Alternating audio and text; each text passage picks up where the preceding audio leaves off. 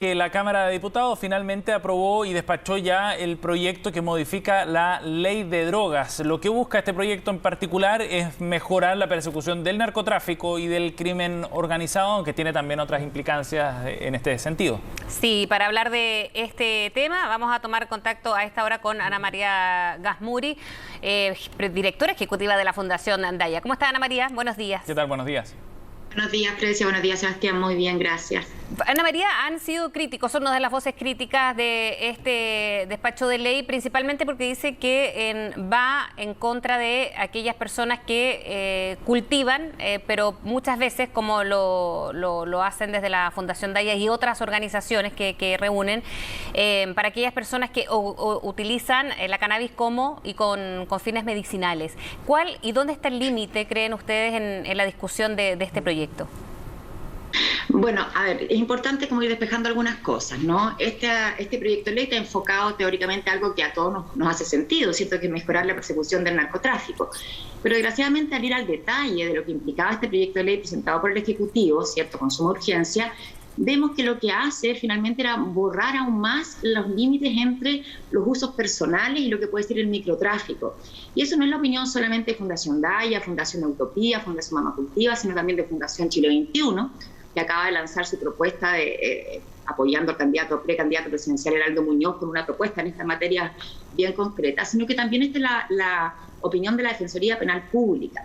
Dicho esto, hay que dejar súper en claro que el uso medicinal y el cultivo para uso medicinal con receta médica quedó protegido en este proyecto. Eso está fuera de cuestión. Aquí hay ya de alguna manera una aceptación transversal en esta materia, tanto en lo que tiene que ver con la ley de cultivo seguro, que en el fondo es una indicación prácticamente igual, es decir, que aquel que tenga su receta médica, sus plantas no van a poder ser incautadas ya que está dentro de este ámbito de uso personal medicinal, ¿cierto? Por lo tanto, esto para quitar la aprehensión que se puede haber generado en muchos usuarios medicinales de cannabis, de que esto quedó protegido, esto está contemplado dentro del proyecto. Pero ¿qué ocurre?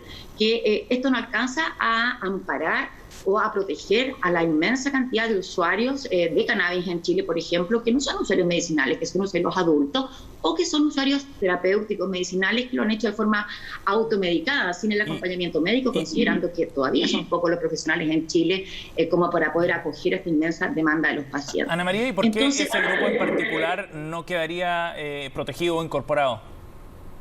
Perdón, no te escuché bien. ¿Por qué ese grupo no quedan protegidos según el análisis que hacen ustedes? Bueno, porque durante la tramitación y la discusión en la Comisión de Constitución de este proyecto, en la que yo estuve presente desde mayo del año pasado, yendo todas las semanas, digamos, ahí escuchando aquello, incluso se declaró inadmisible una indicación presentada por un grupo parlamentario que quería justamente ir a atacar este problema y poner parámetros de porte, de cultivo, ¿cierto?, de tenencia para los usuarios adultos, de manera a terminar con esta criminalización de los usuarios. No nos olvidemos que el 70% de las detenciones hoy día por ley de droga es a usuarios, no a traficantes.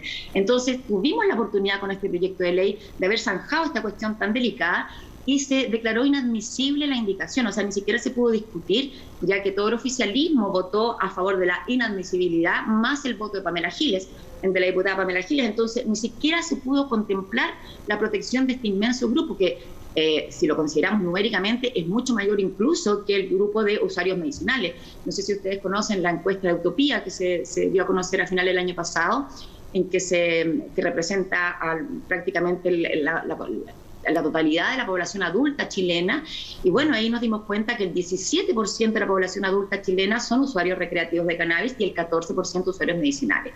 Es decir, por lo que pasó con este proyecto de ley se protegió ese 14% y ni siquiera completo, porque solo aquellos que tienen la receta médica, pero se deja desprotegido a toda esta inmensa sector de la población. Entonces, haciendo eco lo que dijo la Defensoría Penal Pública, que este proyecto hacía más tenue estos límites aún, y se eliminan, hay algunos artículos que son muy delicados. Por ejemplo, se eliminó el considerar la calidad y pureza de las drogas incautadas como un elemento de discriminación a la hora de los juicios, de las audiencias, y eso es fundamental. Por ejemplo, para ir al caso de un usuario de cannabis, no pensemos en un usuario medicinal, pensemos en un usuario adulto, ¿cierto? Entonces, es complicado el poder entender cómo se ejerce este límite. Un usuario adulto hoy día puede ser acusado de tráfico, y eso ocurre normalmente, y los usuarios medicinales incluso también son acusados de tráfico. ¿Cómo demuestra estas tres plantas, que le van a decir pesaron las tres plantas 9 kilos? son 3 plantas, 9 kilos. Si no logramos determinar que de esos 9 kilos, la gran mayoría son hojas, tallos, raíces que no tienen valor y que solo, por ejemplo, de esos 9 kilos, 800 gramos, 500 gramos constituyen las flores, los cogollos, que son los que se utilizan tanto medicinalmente como recreativamente, si no podemos tener ese elemento de discriminación, esa persona es acusada por esos 9 kilos. Ana María, es gravísimo. Eso lo decimos desde la experiencia concreta en los casos de los pacientes, ¿no? ¿Y en qué sentido entonces? Por eso yo le preguntaba dónde estaba el límite, si bien ya quedó resguardado para aquellas personas que tengan receta y utilicen la cannabis medicinalmente, ¿no? Y esto se haya argumentado, entonces, ¿el peligro dónde está? Dice usted. ¿Dónde está ese límite en que ahora quienes pueden ser castigados finalmente son aquellos que están cultivando para el uso medicinal? Ahí está la diferencia, ¿no? Con los grandes narcotraficantes. Aquí no se está haciendo esa diferencia, ¿eso es lo que ustedes dicen?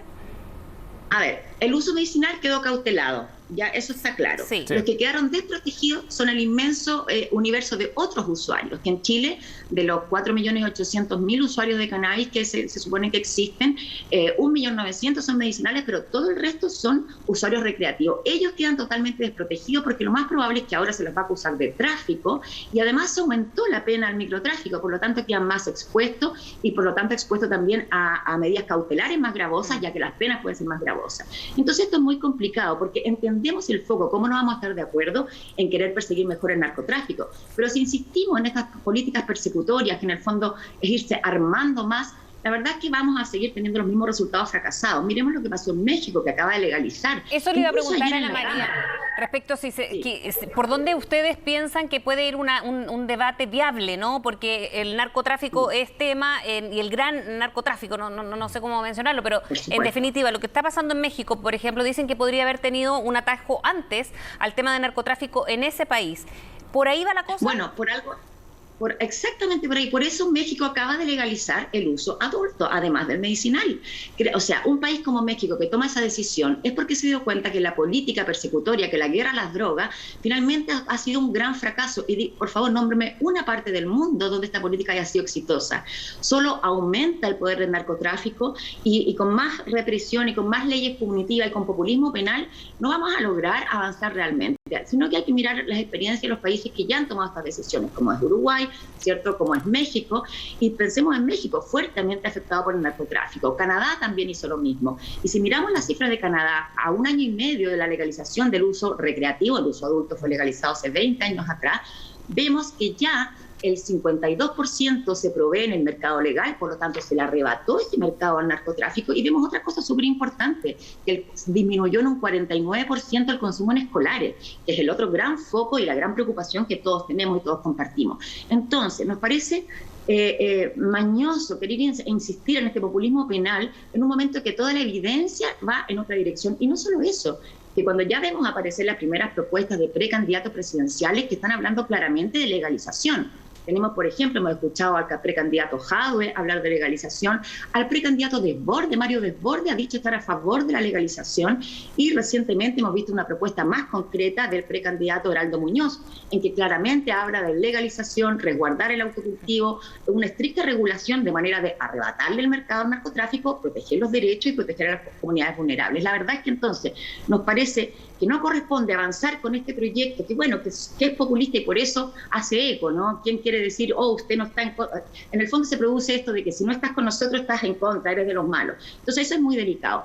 Pero más bien en un escenario de elecciones como estamos, donde este tema está fuertemente llevado también entre los candidatos a la Convención Constituyente, en los candidatos a alcalde y los candidatos presidenciales, la verdad es que nos parece precipitado querer cerrar esto cuando las propuestas de legalización de distintos sectores son los que se van a tomar la agenda en los próximos meses. Ana María, pero ¿no es contradictorio quizás el mensaje que se quiere enviar si es que se avanza por un lado en la mano dura, como decíamos, ¿no?, en el combate al narcotráfico, que ustedes consideran que era correcto, ¿no? Lo planteabas así al comienzo de la conversación. Pero por otro lado, también generar espacios para el consumo individual, y estoy refiriéndome a ese grupo que está fuera del tratamiento terapéutico, ¿no? ¿No son contradictorios esos mensajes si es que se avanza en esos dos caminos al mismo tiempo? Todo lo contrario, partiendo por lo del principio, por supuesto que estamos de acuerdo en luchar contra el narcotráfico, claro, solo que diferimos la manera. La forma de luchar contra el narcotráfico es con mejores regulaciones para arrebatarles ese mercado y al mismo tiempo protegemos los derechos de los usuarios. Entonces es positivo por ambos lados y justamente esa es la mirada de Canadá, esa es la mirada de México, es la mirada que tuvo Uruguay y es la mirada que sigue expandiéndose en el mundo entero. Ya cuántos estados de Estados Unidos ya han dado ese paso. La verdad es que esto es la pregunta no es si los países van a legalizar o no, sino cuándo. Y en Chile eso ya está presente. Entonces, cuando legalizamos, lo que hacemos es arrebatar este mercado del narcotráfico, ponerlo a la luz, grabarlo con impuestos que se invierten, cierto dinero que se invierten en educación, en prevención, en salud.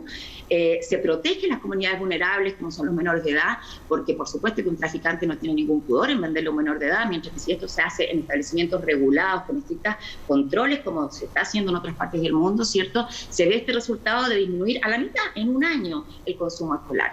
Entonces, entendemos que en este ambiente de populismo penal un poco promovido por el Ejecutivo, por el presidente Piñera, ¿cierto? Nadie quiere quedar como el que está en contra de luchar contra los narcos. Nosotros tampoco, también queremos luchar contra los narcos, pero no con estrategias fallidas, no seguir poniendo fichas en una estrategia que solo ha demostrado fracasos durante 80 años, o sea, absolutamente ningún éxito. Entonces, por supuesto que queremos luchar contra los narcos, nos tiene sumamente preocupados cómo tienen tomadas nuestras poblaciones, es una realidad que nos afecta cotidianamente, pero esta no es la manera. Tenemos que escuchar, por ejemplo, las propuestas de los candidatos presidenciales que ya van a ser y esperamos que sean muy concretas y que tengamos pronto un escenario de legalización. ¿Y por qué esto es tan importante? Bien, Ana María. Si es que no se puede esta la vulneración de derechos que ocurren hoy día. Hoy día tenemos 2 pacientes en prisión preventiva por 3 plantas de cannabis. ¿Pueden creer una cosa así? 2 pacientes en prisión preventiva. De hecho, mañana se alega la Defensoría Penal Pública, alega el caso de Sebastián Enríquez, que lleva 15 días detenido en la cárcel de Talca por 3 plantas y mañana se alega en la Corte Suprema. Bien, Ese tipo de vulneraciones que estamos sufriendo hoy día, ¿no? Bien, el tema para seguir en los próximos días también, por cierto. Ana María, gracias por conversar con nosotros hoy, muy amable. Muchas gracias, Ana María. Que tengas buen día. Muchas gracias a usted y esperemos que la sensatez vaya prevaleciendo por el derecho, por respetar los derechos de todos, cuidar la salud pública y por supuesto también luchar efectivamente contra el narcotráfico. Gracias, hasta Nos luego. vemos. Que esté muy bien.